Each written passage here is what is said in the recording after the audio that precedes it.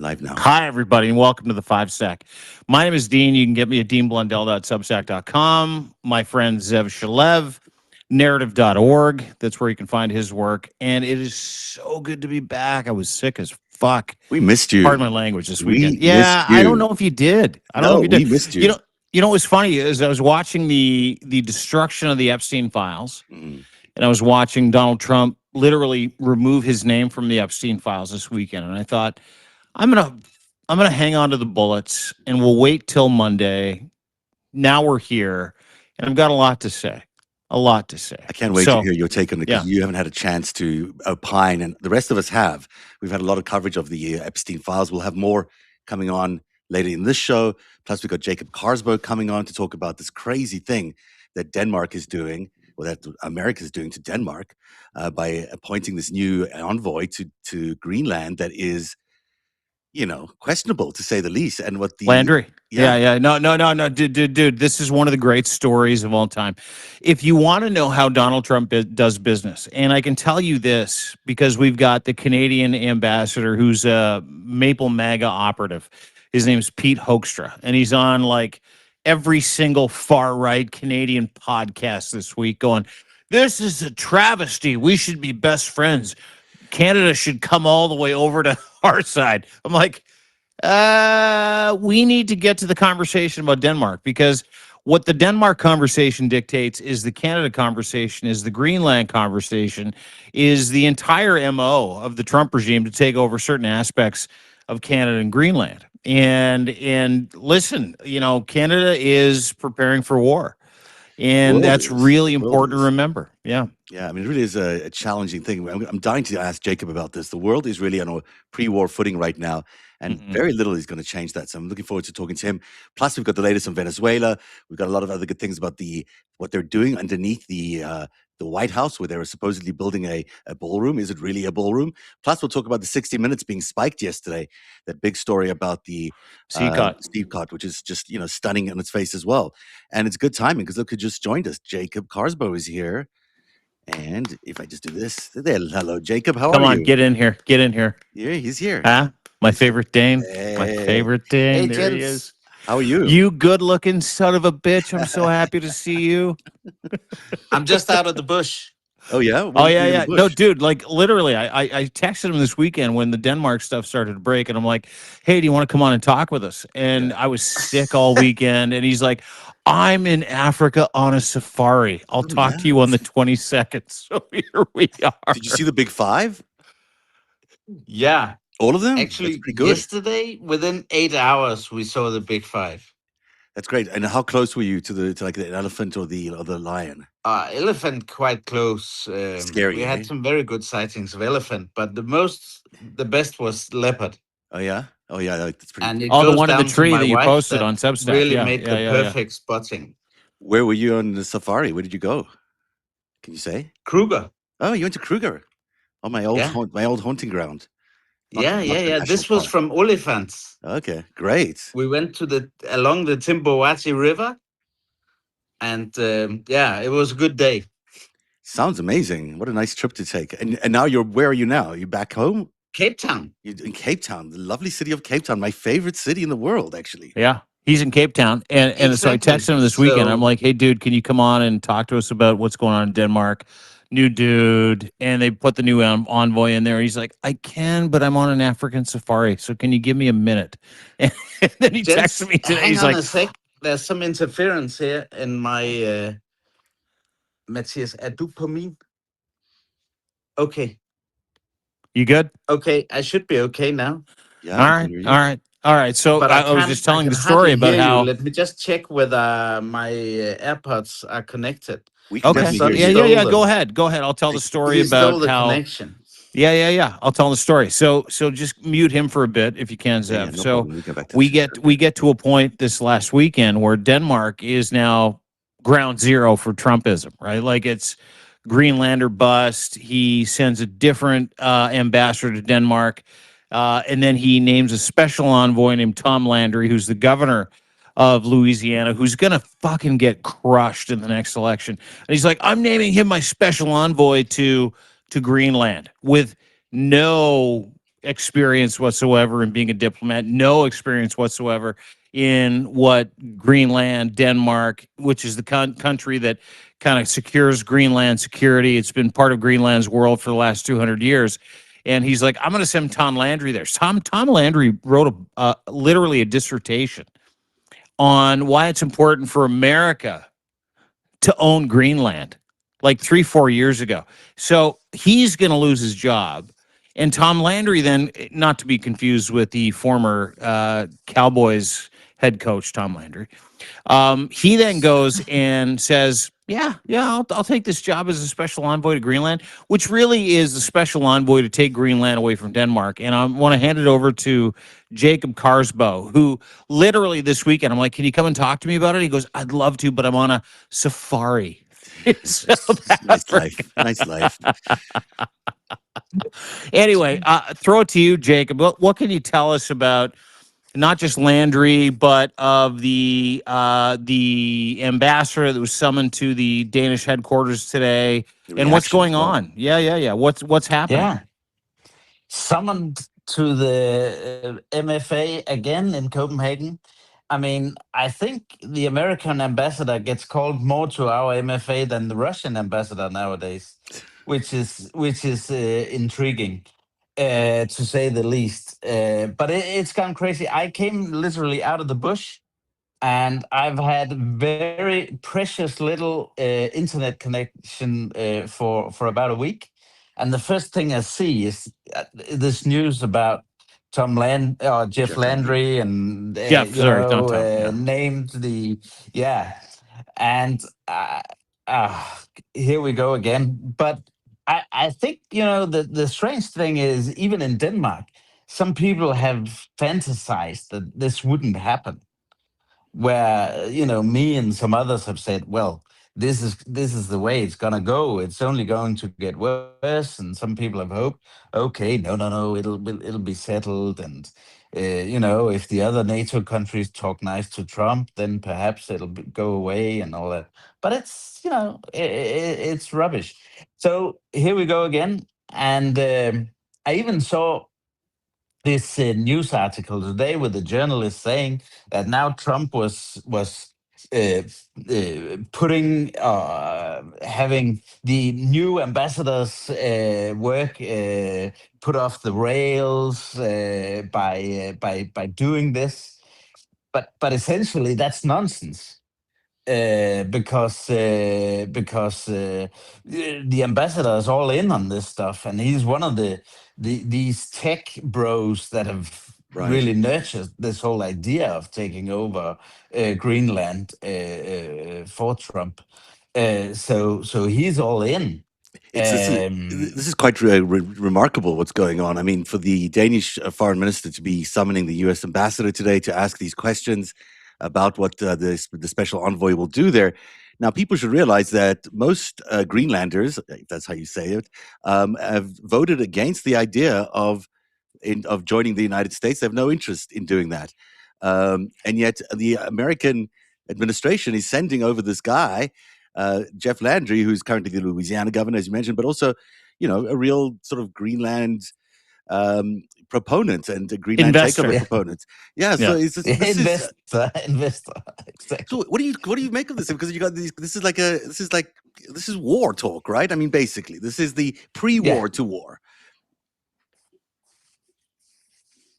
Yeah. I'm asking for your comment. Can you hear us still? The line broke a little bit. Yeah, it's pre-war talk, and the strange thing about some Danes have been that because the new ambassadors here is and talking nicely about reinvigorating the Danish-U.S. relationship and all that bullshit, bullshit, throwing sand into the eyes of people, then it'll all go away, which is bullshit. And I was like saying to people today, okay, if we can get some historians to explain to people what the German ambassador said in 1939 when he was in Copenhagen before Hitler invaded us, didn't he say the same nonsense diplomatic bullshit. And what's the Russian ambassador saying about how it's Denmark destroying the Danish-Russian relationship and all that bullshit. And it's the same with Ken Howery. It's just really, really bad what's going on. But I think most people hopefully are getting it now and stop fantasizing that this will go away. You know, and I'm really glad to hear you mention that, Jacob, because it's the same playbook for every single situation that the United States wants to insert themselves into. And I say that with great respect to Americans who are not MAG Americans. Mm. You know, and it's really important to kind of make that difference with the distinction, especially today, is that, you know, Yeah. the large portion of Americans are aghast with Mm. the rhetoric around invading Greenland, which picked up again 2 days ago. And we're in the middle of the Epstein files dump, which went terribly for Donald Trump yesterday. It's going to continue to go terribly for him because there's no way he's going to give that up. And so he's looking for any distraction that he can. And when you talk about Danish, sovereignty over Greenland, you talk about Greenland sovereignty. And then you talk about how Donald Trump is trying to build a coalition within Greenland to be able to convince people in Denmark and in Greenland to be able to convince those people that Denmark would be better off being part of an American colony. It's very reminiscent about what we've seen here with Canada, right? Which is Yeah. Canada is a 51st state. Canada is a vassal state. They look at Denmark the same way. It's part of that national security strategy behind the idea that we need to live in a multipolar world where, Donald Trump gets access to all of Canada and Greenland shit, and as does America, and we just get to give it to them. And that's very, very similar to what's going on with Denmark, what's going on in Greenland, what's going on with the special envoy, what's happening in Canada with Pete Hoekstra, who is a fucking nightmare of an ambassador. He's not an ambassador. He's a fucking mega operative. That's all he is. And that's all the operative is going into Greenland. That's all the Danish ambassador is from the United States into Greenland. They're all operatives on behalf of Donald Trump and MAGA. Yeah. Yeah. Exactly. And I'll tell you what, when you see this whole talk that was yesterday about, again, this repeating the nonsense of we need it for national and international security and all that bullshit.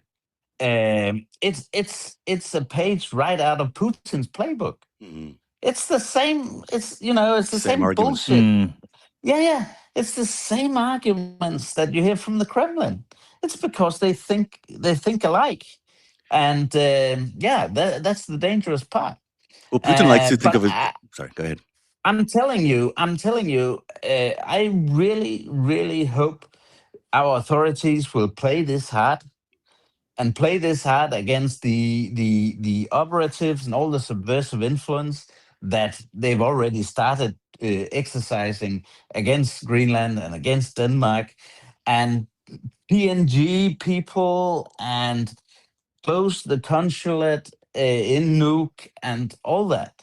Because why? Because that will force and also strengthen the military presence along with our European allies. Because why? That would put pressure on Trump to go for like larger scale military planning to take over Force his Greenland, hand. Yeah.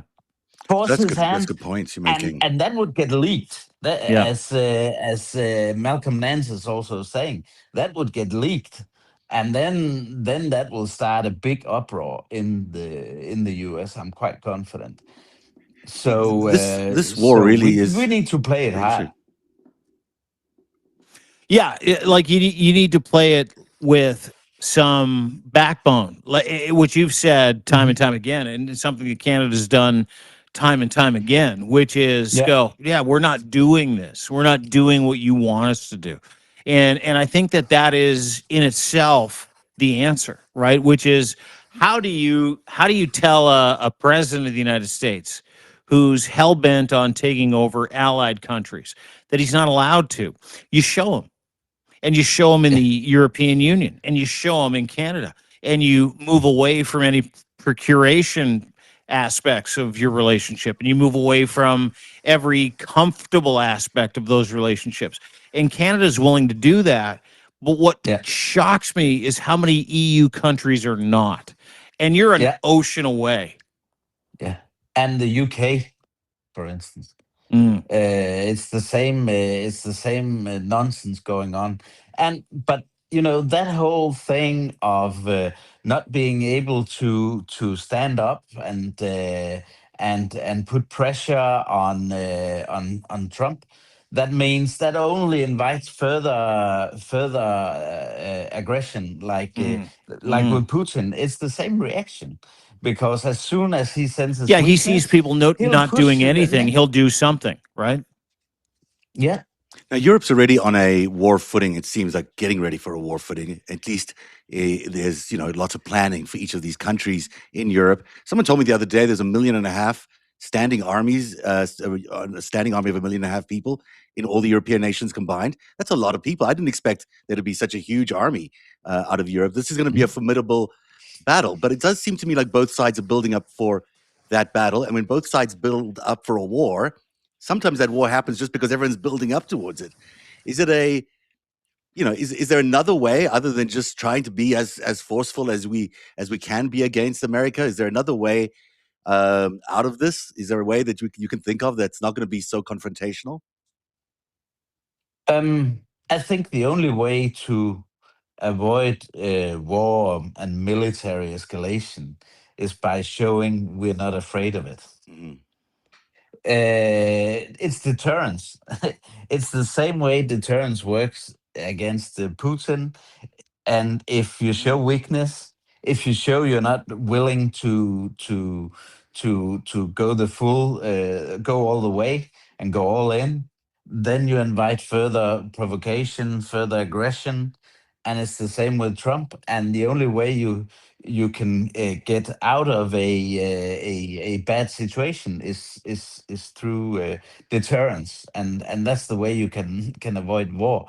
And it's interesting you point to how many soldiers there are in Europe, because the problem is not what we have, because we actually have quite a lot, except for nuclear. But the problem is we can't fight together. Ah, We don't have a command structure. We only have a command structure in NATO, and that's contingent upon U.S. leadership. right. Mhm. So now that So this is almost like an Article 5 attack on NATO in some ways. yeah, I mean it's a blatant violation of the North Atlantic Treaty that the Americans wrote themselves. Mhm. It's crazy. It's Article 1. If you see what Trump has done and the number of violations of the North Atlantic Treaty over the last 10 months, it's crazy. So you can't, as we talked about a couple of weeks ago, when our intelligence service talked about the threat from the US. Formally, you can call the US an ally, but in reality, no. In reality, the US is a threat, not an ally, and Yeah, you and can't be that's both. You can't be both. I mean, let's be well, serious. and that's the hard part is you've got certain countries that are in receipt of U.S. military equipment who they are an ally when it comes to the U.S. military industrial complex. Denmark would be one of those countries. Canada Yeah, might be one of those countries if we don't choose the Gripen or over the F-35. And yeah, when I think about what the United States has done over the past 80 years, which is embed themselves across Europe, across Asia, Asian countries to provide, relief and a world police sort of aspect to security around, geopolitical encumberments. But when I think about what's going on now, is you cannot, like, if I'm the Danish government and I'm flying these F-35s, and if I'm the Canadian government and I'm thinking about buying 22 F-35s, I'm like, there is no chance I can trust this government no, anymore at all. no. They violate their own treaty, for heaven's sake. How long do we think we have before war? I mean, honestly, like if you're looking at the what's going on right now and the pace of everything, if Donald Trump stays in power beyond the next election and even the next presidential election, or someone like him, is war in the next 2 years? Is war within the next 3 years? What are we talking about? 10 years? I still think deterrence can work. Hmm. I still think deterrence can work, and I still think it will be impossible for Trump to muster, a decision and the force required to go for a military solution. I remember back in January, Politico wrote that the U.S. military takeover of Greenland would be the world's shortest war, but no, not necessarily, because Trump will, can't do it covertly. It'll get leaked, and the US wouldn't be able to approach Greenland without due notice to everyone, and it would create an uproar like crazy. So it'd be really troublesome for Trump and his administration. Now they've done so much stuff that you would say no American president would be able to do. But I still think that this would be hard. We can't rule it out, and that's why we have to make our own posture. And by doing that, Mm-hmm. hopefully we can deter it, so it doesn't end up happening. Yeah, you draw your own line in the sand. I mean, it's the same thing that's going on in Ukraine right now, right? Right? It's you Mhm. tell the United States that they're no longer involved in your business. You tell the United States that they're no longer involved in your sovereignty. You tell the United States that, listen, it doesn't matter what you say or do. We don't trust you. And that's what Canada, that's the posture of Canada, right? It's Mm. not just, hey, listen, we don't trust your leader. It's we don't trust anybody around your leader to decide what's best for us when it comes to security, when it comes to trade, when it comes to international alliances. That's the difference. That's where we're at right now, which I find fascinating that nobody is picking up on that idea that, hey, listen, everything has changed. Like you can't. You've said this time and time again. I know that my friend Alex de Rebecca office has said this several times. I know that Alex from our guy from the Voice of Ukraine has said you can't subject Donald Trump to any regular thinking of, okay, well, you get caught. He's going to come out and do what's best for his political career. He's not. He's not. He's a dictator. He's a dictator who Yeah. knows that everybody else has the goods on him, and he will do everything he can to protect his own reputation according to world balance, according to the security of people in every single part of the United States of America and Canada and Greenland. He will fucking sell NATO and the EU out because he is that compromised. That Yeah. compromised. You didn't Yeah. give me an answer there on the years, by the way. Sorry, I don't mean to interrupt you there, but I just how many years till war? I think he said today. I think He he said said we're today. at war now. Okay, Yeah. all right. What did you give me an actual no, how long it'll I'm take? sorry. As you know, I've been in the bush. Yeah. Who said that today about war? No, I'm Zev asking asked you. you like how long we are away from war, some kind of war. Okay. Yeah, I think it can be avoided, but we But need if a you had posture one, if we had to to have avoid one, it. when would it be? Yeah. Can you give us an answer to that? Is there a perspective on? I know the Danish military intelligence people have said within a years, within 5 years, or something like that. Yeah.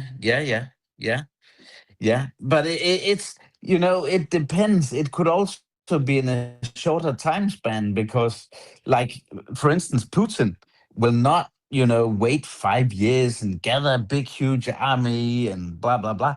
No, he will start gray zone attacks Right. and start little green men in the Baltics and stuff like that.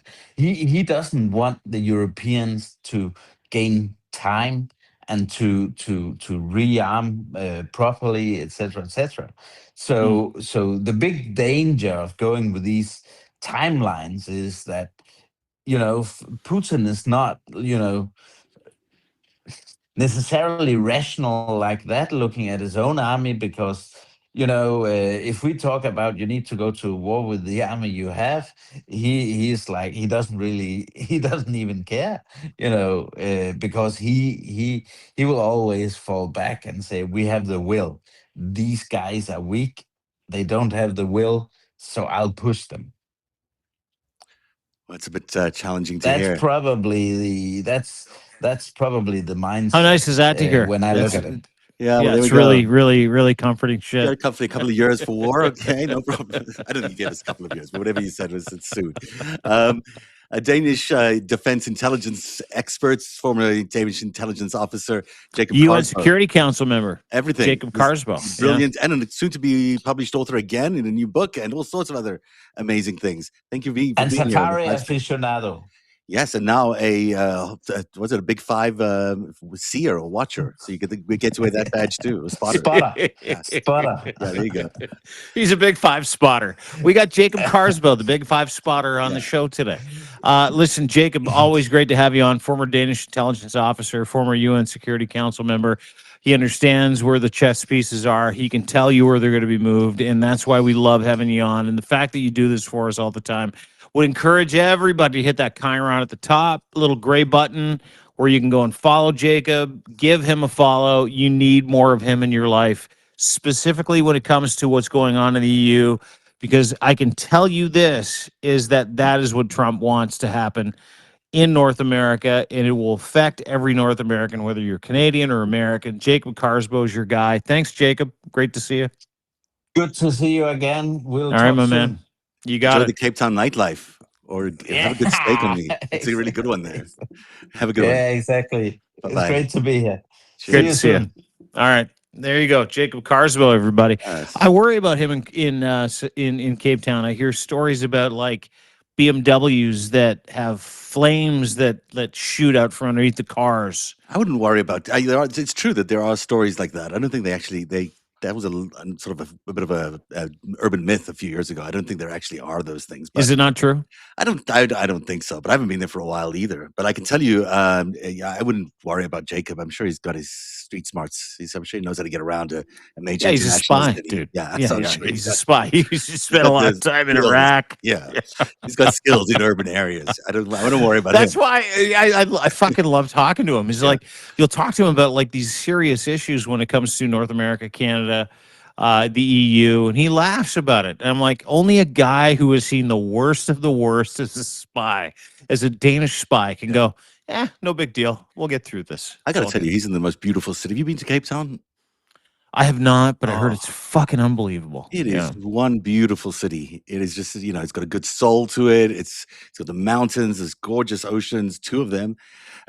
Great wine, great food, lovely people. It's just great. So, Well, let's go. Let's having take a our good- listeners with us. We'll go to Cape Yes, Town. maybe the South African Tourism Board wants to take us there. or The something. South African South Africans. Tourist Board. South African. Yeah, I yeah. mean, I in a love how you while. say it. Hey, you know, Yeah. we have a sponsor. Well, not a sponsor. I should call them a partner now because Yeah.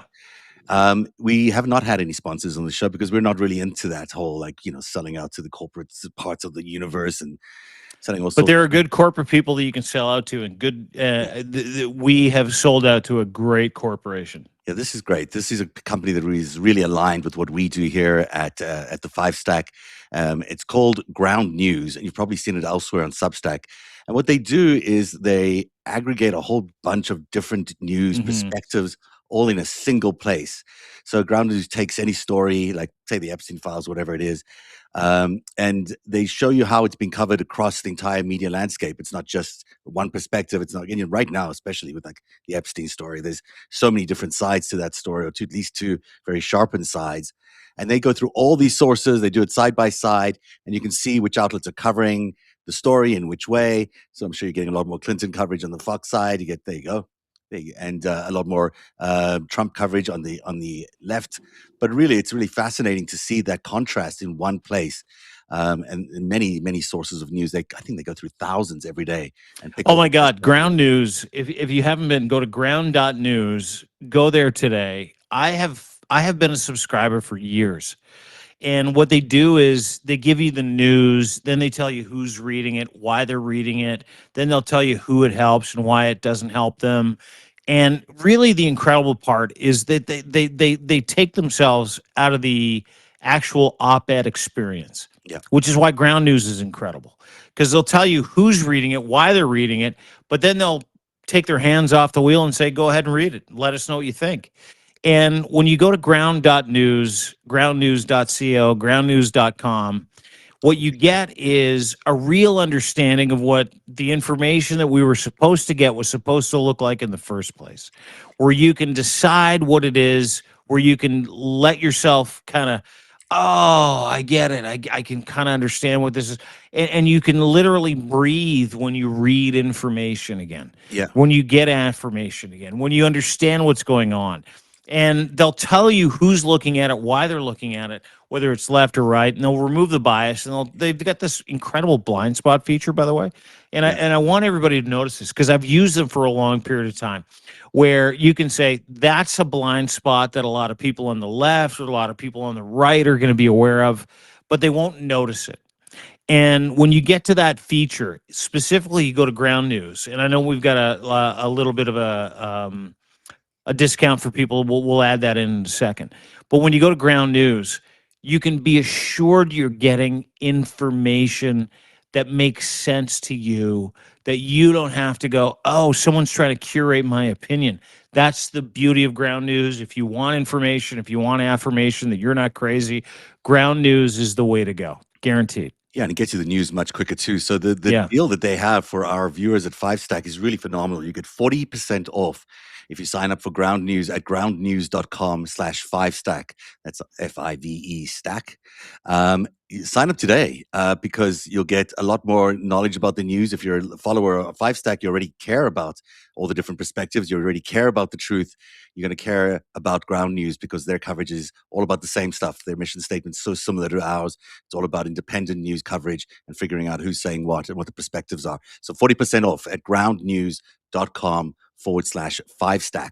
Did you get that, everybody? Groundnews.com/FiveStack. Very important because I know how much you all love a discount. We all love a discount. It's a good deal. Discounts are the best. 40% off, getting real news delivered to you every day. You will love it. I guarantee you do. I get up every morning. I check my Ground News app. Everybody else should do it. Go there right now. Make sure you take advantage of this opportunity because our friends at Ground News have been my friends for a long time and my resource. Sort of like a secret weapon. They can be yours too. And you get 40% off. And you can say goodbye to every other news app you have, which is beautiful. So make sure you go to groundnews.com/FiveStack. Get your 40% off today. All right. We have some other big news happening, and we should have maybe kept Jacob for this because this is a really interesting story all about the White House bunker. Spy Talk is reporting that the Trump administration has for the first time acknowledged there was a substantial security issue related to the destruction of the East Wing. An apparent reference to the Presidential Emergency Operations Center, that's the highly secure underground bunker built to protect the president from enemy attack. They demolished the entire East Wing to build a $400 million ballroom. The bunker work is expected to be completed by the end of this month.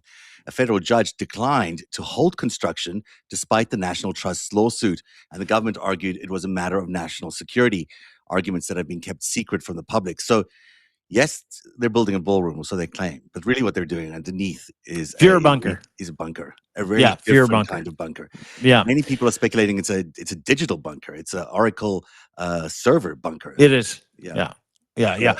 So effectively, what everybody is talking about here is nebulous, right? When we find out that Donald Trump has misappropriated a bunch of money and he's lying about the ballroom, which is no big deal. We already understood that the dude was a compulsive liar, pathological liar. Get it? Everybody gets it. He's not building this bunker because he wants to leave something for America. He's building a ballroom and a bunker underneath it because he's never fucking leaving. Mm-hmm. He never wants to leave. And so what he wants to do is what Israel has done in these caverns in Israel is build a bunker that is so deep that is so intrinsic to the environment that he wants to create, which is an environment where he is always in charge. And that's the importance of this bunker. And if you remember back in I think it was 1936 to 1938, Hitler built something called the Führer bunker, Yeah. ballroom, meeting room. Underneath it was effectually and eventually where he died. And how he died was he built all these quarters inside the Führer bunker where he could go if things went really wrong. And things obviously really Wrong. fucking wrong in 1944, 1945. Yeah. And that's where he ended up killing himself. That's where Goebbels and his entire family off themselves. That is the entire point of this. But Donald Trump doesn't want a place to die. He doesn't want a mausoleum. He wants a place where he can go to control America, to do things to America, to change America's fate, to change America's reality. And what he needs the smartest people in the world to help him build it. That's why the Ellison Group, David Ellison, Larry Ellison are huge, huge financial contributors to this whole thing. That's why Elon Musk, that's why Jeff Bezos are huge, huge financial contributors to this thing, which is how do you keep us at the front of the fucking line? Build me what I need. I will make sure digitally you never have to fucking do any heavy lifting again. And I can stay in office. And that's the importance of this ballroom, which is now morphed into almost double the size, to the point where his initial contractor said, I can't do this because it's not doable. And Donald Trump went and hired a different cat who's like, yeah, I'll do this. And the cat that he hired is a cat that has super serious fucking relations with the Russian government And the to Israelis. build the Israelis to build the fucking ballroom with a bunker and a Führer bunker underneath it. This is not a game. We're here. This is happening right now. Yeah, the big thing about this supposed bunker is that it's going to be so heavily fortified as a data center that doesn't have to use the regular internet. So, right now they're still using for government things. Mostly they use the regular internet for all sorts of things. This will be a data center with AI built into it, with mass information about all Americans, all their secret covert operations. That will includes all the information Elon Musk hoovered up yeah. with Doge. Yeah. And all of it's going to be under, very protective war, bomb-proofed environment. It all sounds like a good thing, except you realize that that's going to give the White House and the presidency enormous control Total over control. so many things. Yep. If they control all the data flow that they need in terms of government, they control the military stuff that's going to come out of the same data center. They can do influence campaigns. They can do AI. It really is very troubling to see them amass this sort of digital center right below the White House, because you can't really turn that back after the fact. I mean, it's sort of let's talk about the fact that this president specifically is so leveraged in the Bitcoin crypto market, which you can't trace. So don't think there's not an exchange down there as well. Don't think there's not a way for him to be able to monetize digital currencies where everybody else gets fucked and he gets rich. Don't think for a second that's not happening as well. What's going on right now with the Führer bunker is just another example of how Donald Trump is trying to make sure that and it's the same thing with him slapping his name on the fucking Kennedy Center. I don't know if you saw that the other day. Of course, yeah. The Donald J. Trump and the John F. Kennedy Center for Performing Arts, the Kennedy Center, or Kennedy Center. the U.S. Aid International Peace Building where he put his name on it. Yeah. This is just another way for him to put his name and his likeness on something at the White House, so he never has to fucking leave. And it's also quite serious. I mean, this is, we talked about war earlier with Jacob. I mean, this is the kind of thing you built in preparation for war. You don't need a bomb-proofed data center unless you're thinking it might be bombed. And that's why it's even more alarming that it's happening in this environment where we're considering going to war with Venezuela, where there's these war drums now in Greenland, this strategic document isolating Europe. All of these things together suggest, if he stays there, and he is staying there for now, they'll be planning for war, and a data war at that. Totally. And that's, he's only being told what he knows.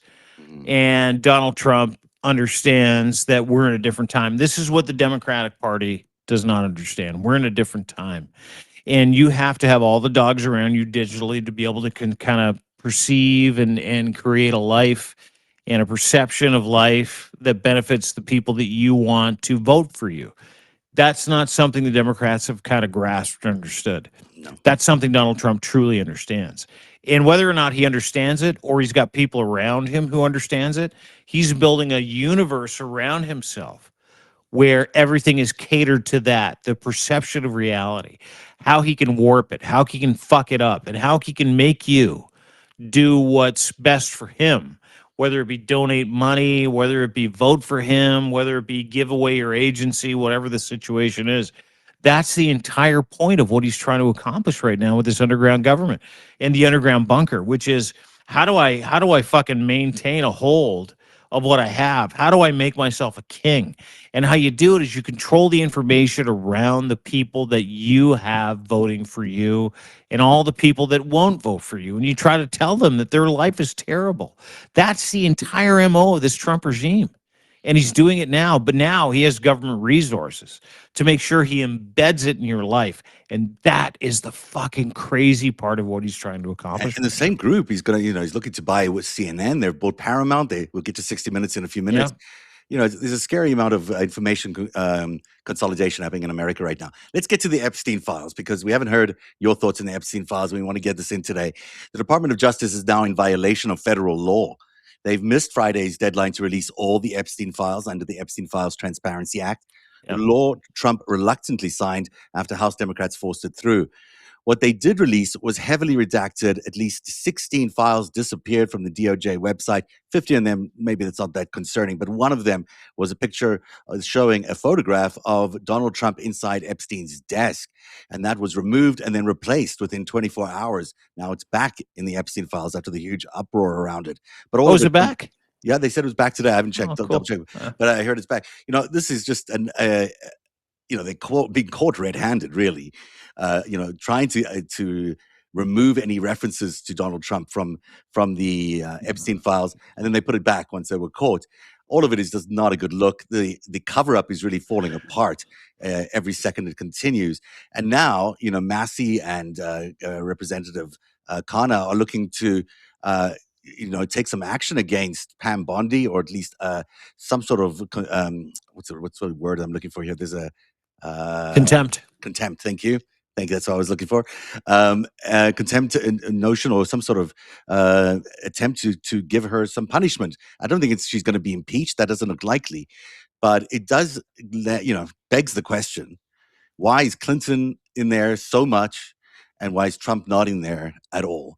I mean, those two things indicate. Does it really? Does it really beg the question? It just gives does you it the really? answer. It gives you the answer as well. Yeah. I mean, I'm going to read you a confidential witness account of Donald Trump with victims of Jeffrey Epstein that were redacted on Saturday. This is after the dump came out on Friday, because what we know today to be true is that Donald Trump and his DOJ went back and sloppily put out the Epstein files. Less than 3% of what was supposed to be put out was put out. And the Epstein Transparency Files Act requires 100% of all that information to be put out this last Friday. We got less than 3%. Are you going to refer to the removal of Trump's name from those two court documents? Yeah. Because that, I don't think is the actual, I think that story was misrepresented in a bunch of places, and I got caught by it too earlier on. And I About the nipples? I put a correction out on that. Yeah. Because this wasn't actually the Trump administration or the DOJ redacting these names. This was a previous court had unsealed these documents, and someone had conflated the two and said that these were redacted by the Trump administration, and it's not. I don't think that story has been accurately portrayed, at least from my research. And I put out a correction on it earlier on, and I never do corrections. So unless I'm wrong. That's cool. That's cool. It still presents a problem. Yeah, right. But the whole thing is still a problem. The whole thing, because it's we know Donald Trump and Jeffrey Epstein that these were unredacted, confidential testimonies of people who were victims of Jeffrey Epstein, victims of Donald Trump, whether or not they were involved in this dump or the other dump, whether or not they were redacted after the fact, which they were, doesn't matter. What matters is these are first-hand accounts that were being discounted, still being discounted. and one comes from case 1.15, bunch of different numbers. This is a confidential account of a woman, maybe a young girl at the time who was underage. Don't know the details, my opinion, of a woman who had an experience with Donald Trump. Several girls at any one time. She confided in me about her casual friendship with Donald. Mr. Trump definitely seemed to have a thing for her, and she told me how she kept going on about how he liked her, quote, pert nipples. Donald Trump liked flicking and sucking her nipples until they were raw. One evening when we were showering together, she showed me her nipples. They looked incredibly painful as they were red and swollen, and I remember wincing when I looked at them. I also know that she had sexual relations with Trump at Jeffrey Epstein's New York mansion on regular occasions, as once I met Jen for coffee. Yeah, that made it in there. Just before going to meet Trump and Epstein together at his mansion, I will shortly start forwarding you all the emails I have managed to save. They include the following. It's all redacted. I moved from Edinburgh to New York. This is a Scotland girl. So you'll be able to figure it out after the fact if you're one of those Epstein investigators. September 2006, shortly thereafter, I was introduced to Jeffrey Epstein by Natalie. A couple of months later, he constantly stalked me around Edinburgh. I moved to New York, as far away from possible to start a new life. I will send you a photo, blah, blah, blah, blah, blah, blah. That memo, as I just read it to you, was redacted after the fact, and it's publicly available. And here's where you and I kind of, differ in terms of this memo and it being, part of the original dump. It wasn't. It was part of the next dump, the 700,000, where we got less than 3%, and this was already publicly available. In as much as Donald Trump and his DOJ put out a bunch of publicly available information and said it was part of the redacted Epstein files, except they didn't redact these ones.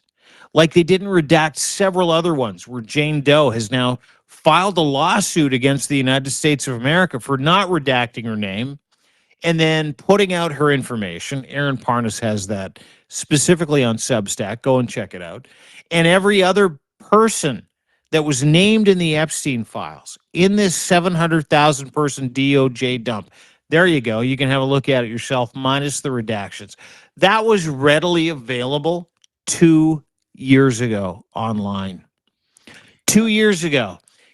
The Donald Trump DOJ then put that out and then put this out, as you can see, where they've got extra redactions. Why do they have the extra redactions? Because Donald Trump is just playing for a fucking an audience of one. Everybody around him, he's making sure that they show him that they're taking care of him, that he's not in the files. And that's how fucked he is mentally. That's how messed up he is when it comes to his dementia, when it comes to his ego, is that they're doing this for him. Meanwhile, they're also literally criminalizing the entire process along the way. Yeah, look, I'm just nervous about this story, but I know what you're saying. This is there's a wholesale cover up that's been going on for a long period of time, and whether it's this particular document or others, what they have done is eliminate any evidence of Donald Trump from these Epstein files, and we don't expect to see any. And more importantly, there's supposedly 297 gigabytes of video and other documents, as many as What we get? 4,000 documents. 3%, We've got 2%. 3 gigabytes so far. That's less than 1%. And so where is the rest? And if the rest is all video, because it sure looks like videos in all the photographs, there's all these evidence documents with hard drives and CDs and all these things that contain videos of maybe at least 20 men, prominent men around the world, with women, underage women being trafficked. We don't know exactly because we can't see the evidence. Who was the only world leader that was shoveled in that whole thing? Bill Clinton, the only one. Yeah. And that anyone who's claiming to say that there are national security or national defense implications in this, how dare you put out Bill Clinton in that case? Because he's also a president of the United States. And why would you want to embarrass, if you don't want to embarrass Donald Trump, you don't want to embarrass Bill Clinton. Besides, the law doesn't let you do that. The law is pretty clear that you can't hide anything for anyone. It might embarrass a politician or a You public got it. figure. So Yeah, they have to at and least, you know the interesting part of that whole thing, and sorry, I don't mean to interrupt you, but I of course. have to. The interesting part of that whole thing is how they said they removed Donald Trump's name specifically in that file and other files, or the pictures of him that were in those files, because they had pictures of other women in those files. Yeah. They somehow that only applies to Donald Trump because they put out a scathing giant dump of pictures with Bill Clinton with other Epstein files victims Yeah. this weekend. Yeah, it was very Like, telling that they did that, it right? just fuck it. And if that's the excuse you're going to use, apply it across the board. Well, Like, they're that's not. the insult to Yeah. intelligence of every American that saw that. There's no sophistication to this cover up. I No. mean, that's the other thing that's become blatantly obvious. Zero. Is there's just no, that we all know it's a cover up. They're doing a cover up, and they are basically acknowledging the fact that they're doing a cover up by being so bad at it. I mean, it's just stunning to me how, firstly, this photo got through. It's not exactly very hard to tell. Let me just put it up for you here. That that is a picture of Donald Trump, and it's a close up. But if you're doing your redaction thing, you would have found that picture and not put it out. So someone, Yeah, very but meanwhile, the excuse for them to Yeah. remove this weekend after they Yeah. published it was that there were women in this that might have been victims. Meanwhile, they left all the Bill Clinton pictures, all the Bill Gates pictures, all the not Dershowitz, all the Woody Allen pictures with other women. They left all those up. Yeah, it's a very. So This is clearly a cover up, but it's not a surprise to anyone. It's a cover up. He's been trying to do this for months. yeah, We've been reporting it for months. He doesn't seem to care. He's not been No. saying anything about it. Pam Bondi certainly has issued one or two statements, but even she's not doing very much. I think she's going through a medical procedure. So it's all going. Sorry, she having her brain put back in. I don't think she has one, so she should need a new one. No, I don't But think she does either. it's all going down to Todd Blanche, who's basically handling this in the public, and it's a disaster. I mean, this is the worst rollout of anything, of any law that you can imagine.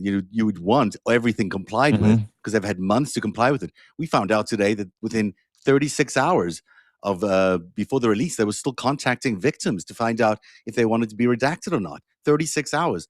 They've had months to prepare for this, and maybe they were delusional. Oh, dude, they've or- had years to Yeah. prepare for this. And listen, I put the blame on Biden. I put the blame on Trump. I put the blame on every administration prior to this for not being prepared for this, Yeah, I mean, you had to. as we all should. On The Greatest Heist, which is coming out hopefully in the next day or two, everything that's missing in these Epstein files, I'm going to fill you in on some stuff that is just really interesting. It's going to be all about the actual criminal case or the financial crime that happened in 2008 and how they tanked the market using known, and we've proven it now for the first time. We'll just show you all the proof. We'll show you exactly how Jeffrey Epstein pulled the plug on the market in 2008 to crash the market. And it is a remarkable story, and it's all backed up in documents. I'm 100% sure this is what happened. And then we'll show you the payout that he got, which was over $115 million at the end of it. Personally, the other person who got a payout was Ghislaine Maxwell, and the other person that got a payout was Wexner. So you've got, three very prominent people. Oh, and by the way, the fourth person who got a payout that year, Donald Trump. Oh, you're kidding. Yeah, no, I'm not kidding. Strange. Oh, there we go. we are. We're back. I was going there. All right, let's get to, what is it? Oh, it's past 4 already. Oh my gosh. We're going slowly through this today. Let's do this. Number 2 story is, you want to go to number 2 or you want to still talk about Epstein? Good for number 2. CBS News editor-in-chief Barry Weiss pulled a fully vetted 60-minute segment on torture at El Salvador's Secot prison, where Trump has been deporting Venezuelan immigrants. Just 3 hours before Sunday's broadcast. This is unbelievable. The segment had been screened 5 times already. It was cleared by CBS attorneys. It was cleared by Standards and Practices. Correspondent Cheryl Alfonsi called it a corporate censorship and a political decision, not an editorial one. Now, at the same time, Human Rights Watch, which is a human rights group, has documented the systemic torture at Secot. They've just published a very harrowing account of what it's like, describing it as hell. And Paramount's new owner, David Ellison, is currently seeking Trump's approval to acquire CNN, as we know. He's also the same guy involved in buying TikTok. And he's the same guy that we spoke about earlier on in the other story about the bunker and the information age. So CBS News is becoming nothing short of a state propagandist. Well, you kind of knew it, right? Mm, The second Larry Ellison was involved, David Ellison was involved, where they bought TikTok, where they bought, how many different organizations did they buy in a period of the last 3 months? mm. What'd they buy? Skydance? But Skydance has bought CBS Paramount. They're now trying to buy Warner Brothers, and which includes CNN, with this new heightened bid. And it's all money coming from the Saudis, from the Qataris, from the UAE.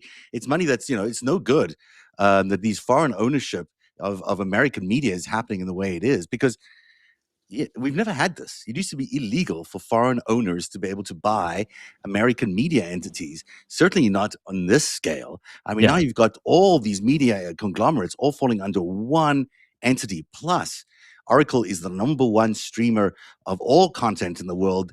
Goes through Oracle. So on top of the fact that they're owning the TV producers and the manufacturers and the Rumble. broadcasters, they're Yeah. also going to be also controlling the TikTok. streaming and Yeah. and all the pipeline to that. That is enormous control. And if you think about the bunker they're building out of the White House and a war coming, it's a national emergency that these purchases stop. If we don't halt the purchase of Warner Brothers and this conglomeration of TikTok, Paramount, and Warner Brothers and CNN all in one, it is a very troubling scenario going into a war where you want as much independent broadcasting and independent news as possible, and what you're going to get is state-owned broadcasting. So you're starting to see the reason why Barry Weiss, who is a Substacker like us, Mhm. was elevated to be the head of CBS News. You're starting to see the reason why Larry Ellison, David Ellison bought CBS News. You're starting to see the reason why Donald Trump wants CBS News, Larry Ellison, David Ellison to buy Time Warner when Netflix kind of scooped in and said, we'll buy Time Warner for $82.5 billion. And then now you've got Donald Trump literally saying out loud last week, well, I don't want CNN saying anything shitty about me anymore. And so I want my friends to buy it. Mhm. It is, I am so glad we live in the time. I am so glad we live in a time where people are starting to actually say the quiet parts out loud, because now we know. Mhm. Now we know why.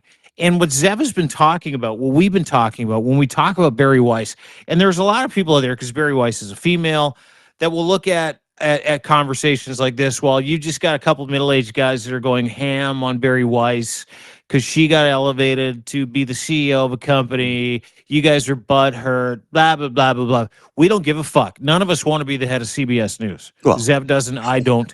I'll You take might. that job. You might. I don't. Yeah. But what I can tell you is this, is that Barry Weiss is an operative. Mhm. Barry Weiss is nothing other than an operative of Donald Trump and Netanyahu. I am not including the Israeli government in this. I am not including Israel in this. I'm not including Americans in this. I'm including two people, Donald Trump and Benjamin Netanyahu. And Barry Weiss has always been a Netanyahu bag licker, a sycophant. And she will do anything for her tribe, for her group, for her people. And that includes platforming Erica Kirk last week like she was a fucking serious journalist. Restarting this thing called The Talk, where she's going to bring Erica Kirk in and she's going to be like, this is fucking insanity to me. How not only have they brought in Erica Kirk, who's a widow of Charlie Kirk, to be the head of a new entire vertical of programming when it comes to CBS, but that Barry Weiss said, we need to stop hearing from other voices and start listening to people like Alan Dershowitz, All who right. kept his underwear on. And that was when I was like, oh, fuck, I'm done. I'm done with Barry Weiss. Like, you try to give everybody the benefit of the doubt. But Barry Weiss has led to a 20% decrease in subscriptions to CBS News.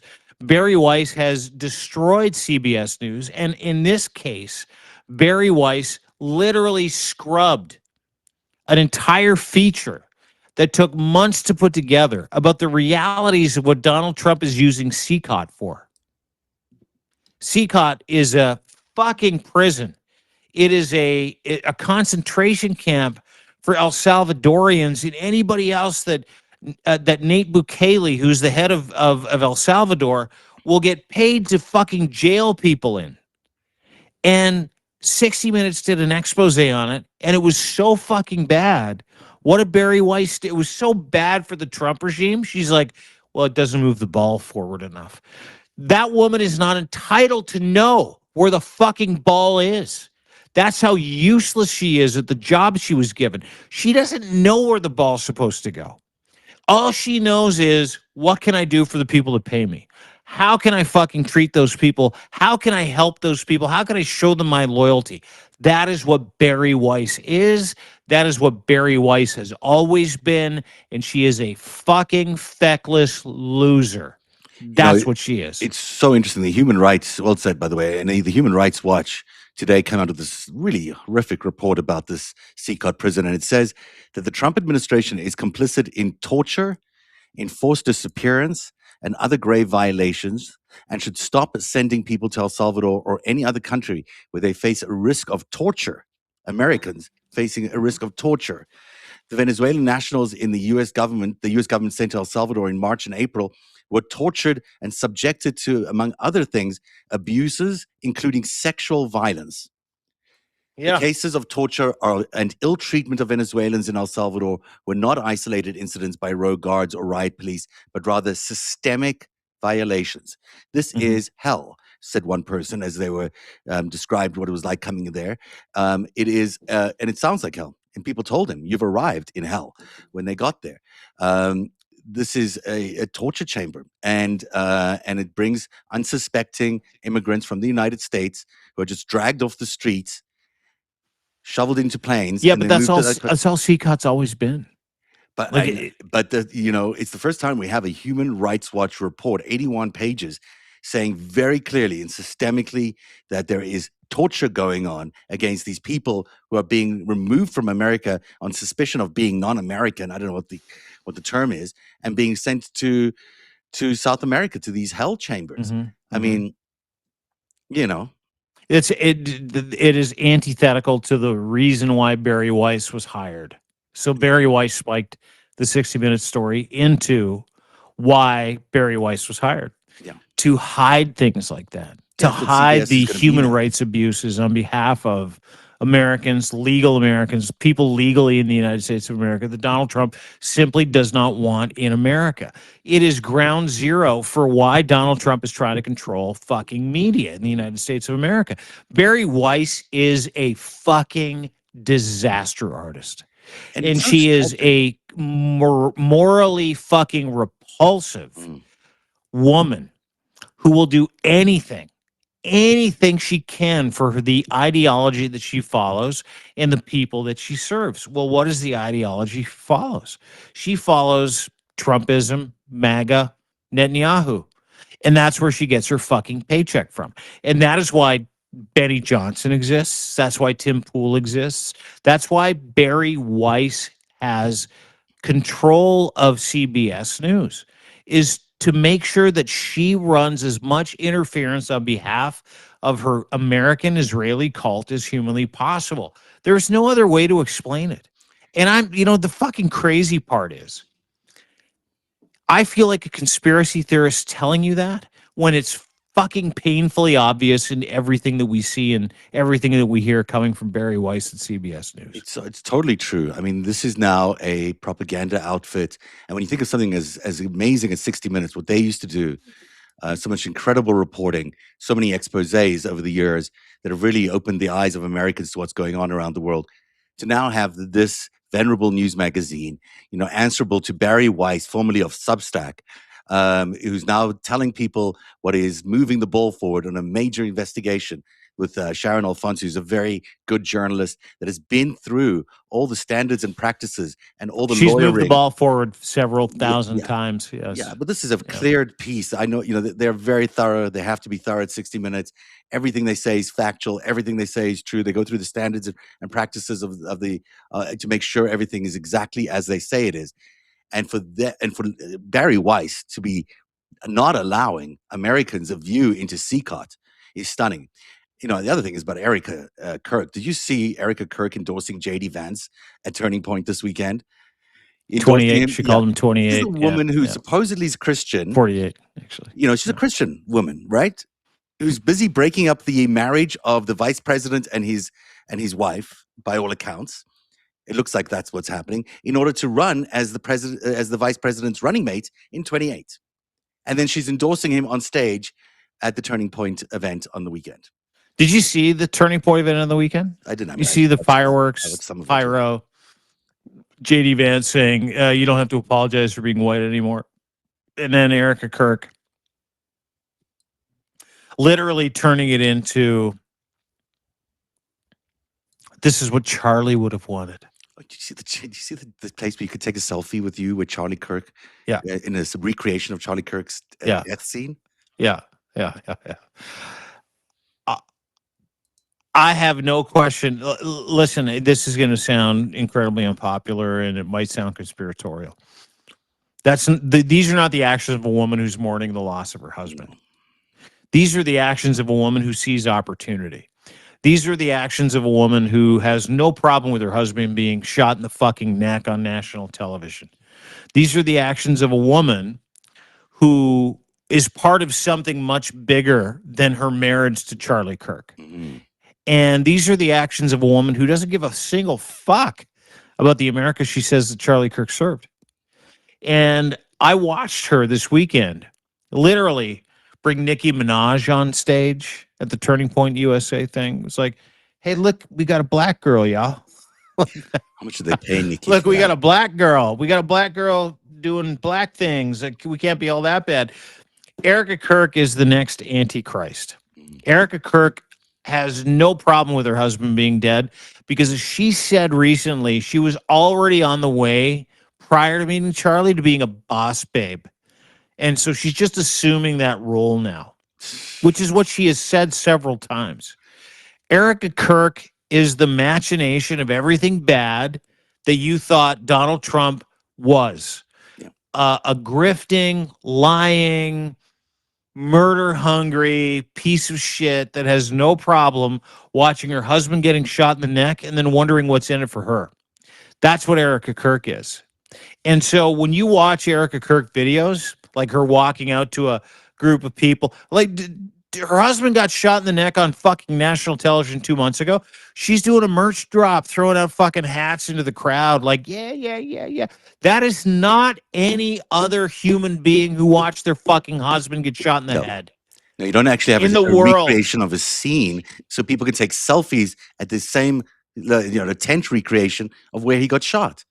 I mean, how insensitive would that be to the widow of that person? But in this case, she's in charge of the organization that's putting it out there. She's like, oh, let's have people take selfies in the tent. Yeah. You know, and charge them $25 for it. Yeah, by the way, that was $25 to get a picture with an effigy of Charlie Kirk in a tent. Monetizing your husband's death is a real sign of well, and not just monetizing your husband's death, but then like getting people to sign their emails up so they could go and vote in the next election as young as 12. Yeah. That's what happened while breaking up the vice president's marriage. So she's planning to be his he's the first lady. She's planning on marrying this guy, getting Usha, or whatever her name is, out of the way, and Erica and JD Vance are going to be running for 28, and they're basically using Turning Point as their platform to get there. It is an astonishing turn of events. The number one story on the countdown today: the U.S. Coast Guard is in active pursuit of Venezuelan-linked oil tanker right now. The third vessel targeted in less than 2 weeks as Trump's total and complete blockade of Venezuela intensifies. The Bella One is a dark fleet tanker attempting to evade sanctions. But here's what matters. Saturday's seizure of the Centuries, a Panama-flagged tanker carrying 1.8 million barrels of Venezuelan crude, wasn't even on any U.S. sanctions list. Senator Rand Paul called the seizure a provocation and a prelude to war. Maduro promised to punish the United States. I mean, this goes on and on and on. They're just gonna go. Do you see the tanker they boarded? I think it was the second tanker. It's actually a Guyanese tanker. It's from Guyana. Yeah. Of the century, the Centuries, right? That was what's. Yeah. They're like, oh, this is headed for China. Yeah. And they're like, actually, it's going to Guyana. Yeah.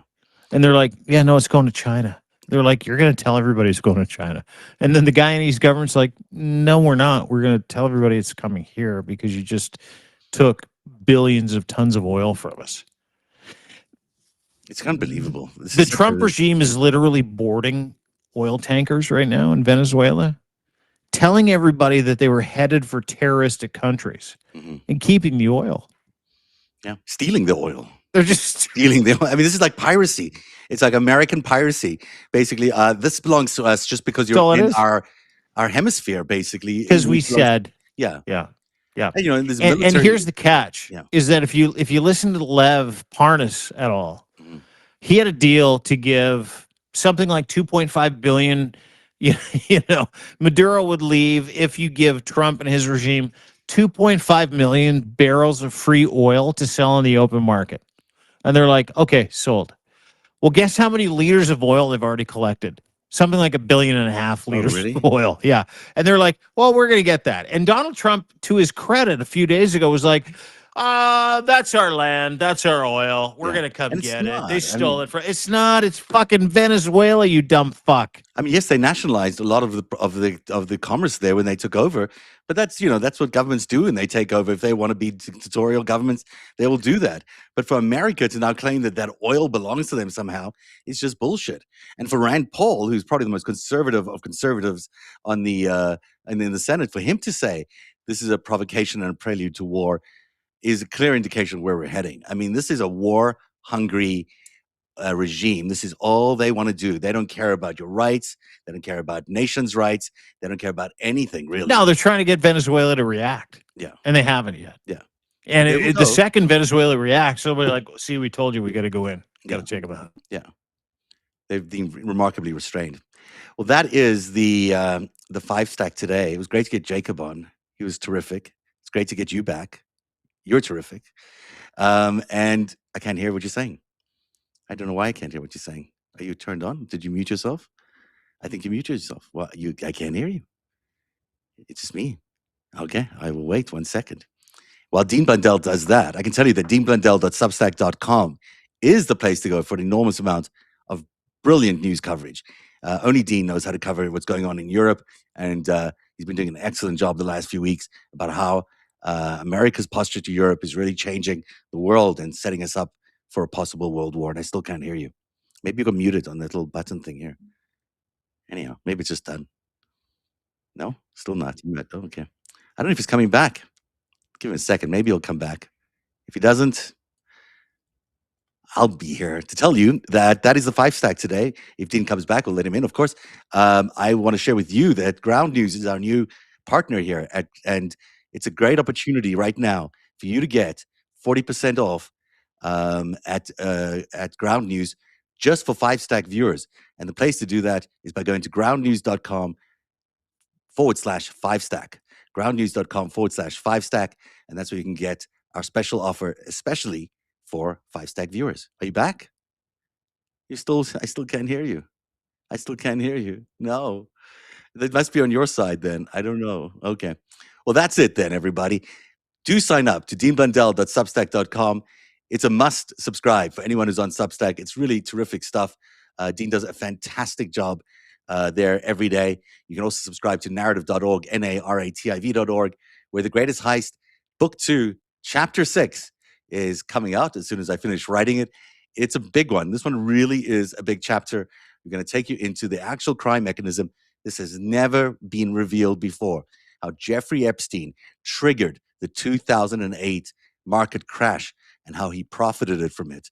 And not only him, but Ghislaine Maxwell, Wexner, and guess who? Donald Trump, all from the same scheme. We'll bring you that story on The Greatest Heist when it's finished being written, and that is soon, hopefully by Christmas Eve, right here on Narrative. And thanks to Dean, thanks to you at home. We love you so much. We really appreciate you being here. None of this is possible without you. And as we see what's happening to media around the world, when we see what's happening to media in America, at least, and how the very thought of journalism is being nationalized, all the major networks are being nationalized. Your support is powering us to be able to give you the kind of content that we're giving you right now. It's independent. No one tells us what we can put on. No one tells us how we can report things. That gives us an opportunity to give you the facts, to give you the truth in a way that literally no other outlet can give you, because of the power of Substack and because of the power of your support. So we thank you so much for being here And thank you for your support as we head into a holiday season. I think we'll be back tomorrow with the show. I'll double check with Dean. But if we're not, happy holidays anyhow. I hope it goes well for everybody, and hope your family enjoys this time we have together, because it is going to be a very precious time as we head into another wild year. That is the FiveStack for today, Monday, December the 22nd, 2025.